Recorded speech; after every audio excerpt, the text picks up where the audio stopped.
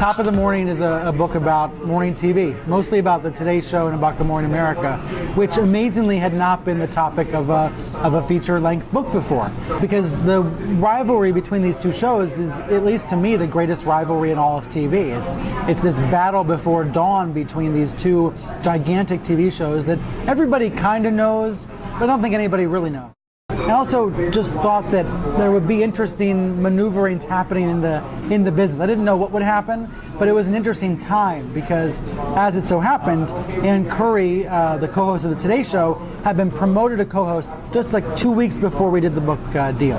And Good Morning America at ABC, this show that had been losing for years and years and years, had just promoted 2 anchors a couple months before. So it seemed like there were interesting things happening. There was a possible drama ahead, although I didn't know exactly what would happen. I thought it was a good time to write the book. I thought the book was going to be about Matt Lauer staying or going at the Today Show, and about the Today Show trying to hold on to first place. The Today Show has been winning in the ratings for 16 years. It had been winning for so long that it had forgotten how to lose. I mean, it was this really classic case that happens in every business and every industry of winning for so long, you get a little lazy, you get a little stale. And Good Morning America at ABC seized on that and was able to win for the first time while I was in the middle of reporting and researching them. Then, of course, the Today Show removed Ann Curry only a year after they promoted her in the first place.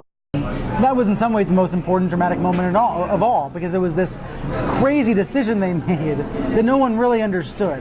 And it turns out that it wasn't Matt Lauer who was going to leave, it was Ann Curry. The reason why I thought Matt was going to leave in the first place, by the way, is because his contract was up in 2012. He'd been doing the job for 15 years, so I thought he might want to retire, but as it turns out, he renewed. So it ended up not being about Matt Lauer so much at all, as it was about Ann Curry and about Good Morning America. You can't report out a whole book like this through the control rooms because you have to talk to former employees and friends of the anchors and agents and executives, but it was great to have those scenes inside the rooms where decisions are made, because it gives you a sense of how the shows get on the air every day. There's a former producer who says these shows, they don't go on the air at 7 a.m. because they're ready, they go on the air because it's 7 a.m.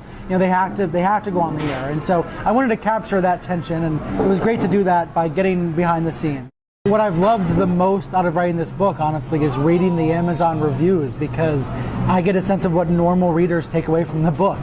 It's one thing to have my friends and family read it and tell me they love it. It's another thing to read about what was surprising to average readers, because to me that's the more interesting thing. We know so little about the morning shows, even though we think we know all about them. When people watch them every day, they become so close to the anchors. They think they know all about the shows. There's this whole other dimension that exists that's behind the scenes every day. I think the real heroes of these shows, if there is such a thing, are the producers, because they're the ones that are figuring out what stories to tell and in what order, and they're the ones that are panicking sometimes when the time is cut short or when there's too much time to fill, and they're the ones that are basically keeping the show as if it were a car on the road at 70 miles an hour, no matter.